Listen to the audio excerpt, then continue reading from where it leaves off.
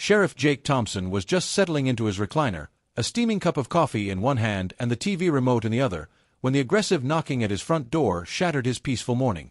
He wasn't expecting visitors, especially not the kind who pounded like they were trying to break in. With a sigh, he set his coffee down and walked to the door. The sight that greeted him nearly made him laugh out loud. 3 men in ill-fitting uniforms stood on his porch, chests puffed out like they were about to raid a criminal hideout. The tallest one, a middle-aged guy with a thick mustache and mirrored sunglasses, took a step forward, flashing a shiny badge that looked more like it came from a toy store than an official department. "Sir," the mustached man said in a deep, authoritative voice, "we need you to step outside immediately." Jake raised an eyebrow, crossing his arms over his chest. "And who might you be?" "We're with the HOA Enforcement Unit," the man announced, his 2 lackeys nodding seriously behind him. "You violated multiple neighborhood ordinances, and we're here to bring you in." Jake stared at them for a long moment, trying to decide if they were joking or just incredibly stupid. "The HOA has an enforcement unit now?" he asked, playing along. "We do," the mustached man said, lifting his chin. "And we don't tolerate non-compliance." The absurdity of the situation was almost too much. Jake knew his HOA had always been a little overzealous, but this was next-level nonsense.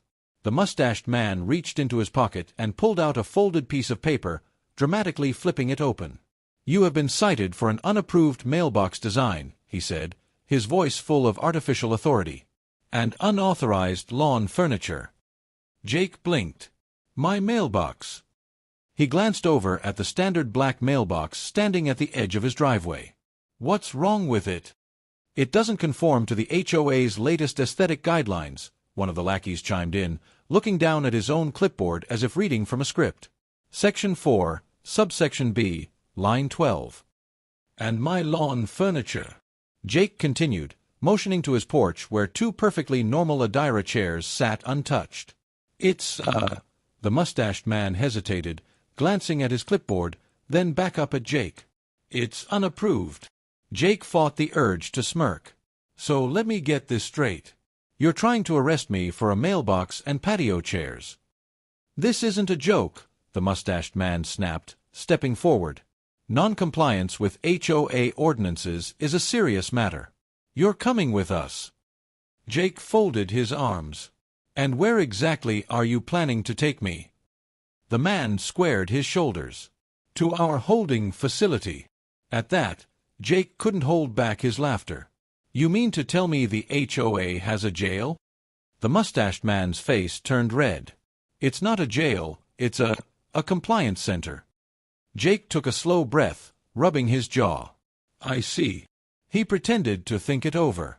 "Well, gentlemen, I hate to break it to you, but I'm a little busy today, so I'll have to decline your invitation." The mustached man's patience snapped. "That's it," he barked. "Turn around and put your hands behind your back." Jake didn't move.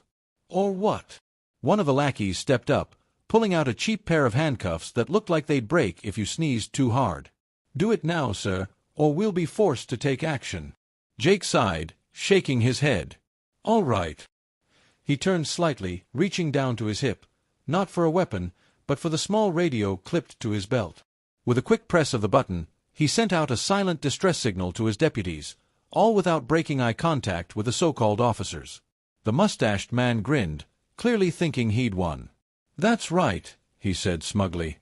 "You're learning your place." Jake held back another chuckle. "Oh, I know my place." As soon as the lackey stepped forward to slap the flimsy cuffs on him, Jake moved. In a single swift motion, he grabbed the man's wrist, twisted it behind his back, and spun him toward the nearest car. The man yelped as his face smacked against the hood. The mustached man staggered back. "Hey, what the hell do you think you're doing?" Jake glanced at him, still holding the struggling man in place. "Performing a citizen's arrest."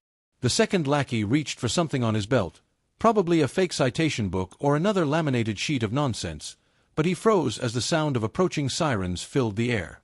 Within seconds, real police vehicles skidded to a stop, lights flashing. The HOA officers looked like deer caught in headlights. Jake leaned in close to the man he had pinned. Now let's talk about who's really under arrest. The flashing red and blue lights bounced off the houses as two squad cars came to a stop in Jake's driveway. The mustached man and his two lackeys looked like they had just been caught breaking into a bank. Their self-assured posturing vanished the moment Deputy Carter stepped out of his vehicle, one hand resting on